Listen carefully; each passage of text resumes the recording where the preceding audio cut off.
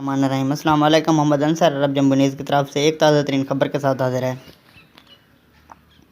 سعودی عرب میں ملازمت کا نیا قانون، غیر ملکی کارکن کو ٹرانسفر کیسے لینا۔ بسم اللہ الرحمن الرحیم۔ السلام علیکم۔ محمد انصر عرب جمبو نیوز کی طرف سے ایک تازہ ترین خبر کے ساتھ حاضر ہے۔ سعودی عرب میں ملازمت کا نیا قانون، غیر ملکی کارکن کو ٹرانسفر لینے کی اجازت کیسے۔ سعودی وزارت افرادی قوت نے ان 8 صورتوں کی وضاحت کی ہے جن میں غیر ملکی کارکن اپنے موجودہ آجر کی منظوری کے بغیر ملازمت تبدیل کر سکے گا۔ عام حالات میں غیر ملکی کارکنوں کو ملازمت تبدیل کرنے سے پہلے موجودہ آجر کے پاس 1 سال کام کرنا ہوگا۔ آجل ویب سائٹ کے مطابق وزارت افرادی قوت نے بدھ کو قومی تبدیلی پروگرام کے تحت غیر ملکی کارکنان کے حوالے سے ملازمت کے نئے ضوابط جاری کیے تھے۔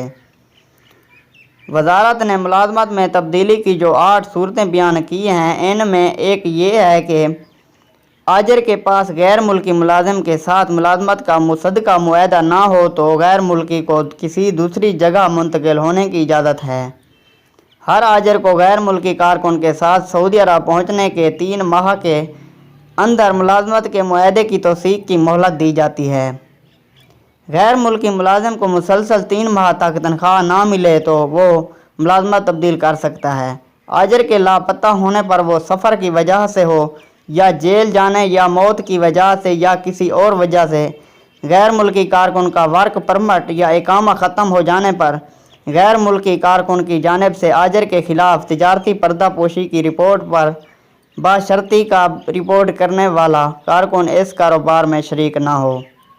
انسانی اسمگلنگ کا الزام ثابت ہو جانے پر آجر اور کارکنان کے درمیان اختلافات پیدا ہو جانے کی صورت میں عدالت میں آجر یا اس کے نمائندے کے نہ پہنچنے پر یہ بات اس صورت میں معتبر ہوگی جب آجر باقاعدہ اطلاع ملنے پر مقدمے کی 2 تاریخوں پر خود آئے اور نہ اپنے کسی نمائندے کو بھیجے۔ یہ اصول اس وقت بھی لاگو ہوگا جبکہ کارکن کے ساتھ تنازع طے کرانے پر آجر خود آئے اور نہ اپنا نمائندہ بھیجے۔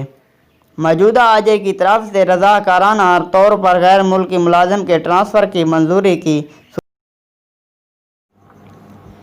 ویڈیو دیکھنے کا بہت شکریہ، اور میری ویڈیو اچھی لگی ہو تو میرے چینل کو ضرور سبسکرائب کریں، لائک کریں، شیئر کریں اور ساتھ میں دیے گئے گھنٹی کے نشان پر کلک کر کے آل پر سلیکٹ کر دیں تاکہ میری ہر آنے والی نیو ویڈیو سے آپ باخبر رہ سکیں۔